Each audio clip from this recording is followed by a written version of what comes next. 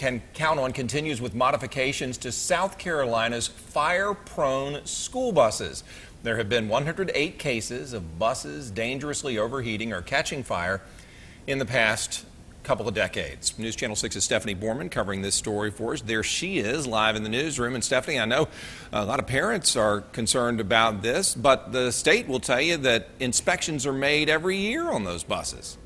Brad, those are called thermal events. To minimize the number of these cases, the state decided to reroute the electrical makeup of the buses in addition to extra inspections by shop personnel. However, in the same report, the state superintendent says her biggest concern is the inability to recruit and retain maintenance technicians.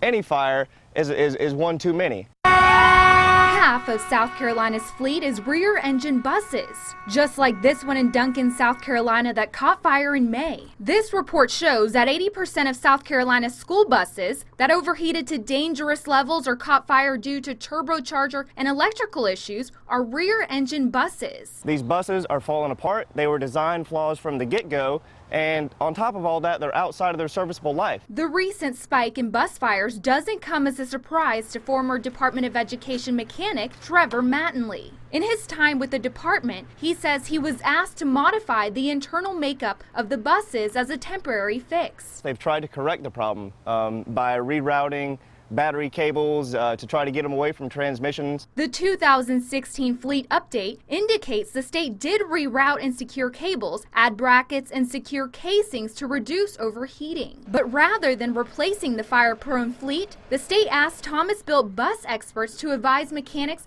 on more ways to prevent this from happening. Still, Mattingly says the internal changes were just the start. The federal states they have the roof hatches, the one in the back, and a side emergency exit.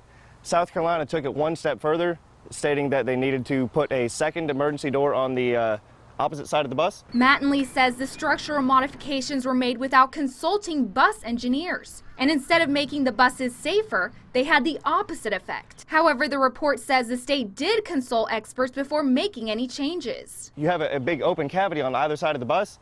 It makes the bus too flexible. It flexes too much, and all the rafters that support the roof, the rafters are cracked. If one of those things roll over, you will not be able to get out of it. Why is that? Because once it rolls over on its top and it compromises that superstructure and it bends, the side doors won't open, the front door won't open. You might be able to get the back door open. It depends on how much it gets bent. The state decommissioned 216 of the rear-engine buses last year. According to the 2016 report, replacing just 380 school buses would cost $34 million a year, and there are currently more than 5,000 buses in use right now. To read the full report, head on over to our website at WJBF.com.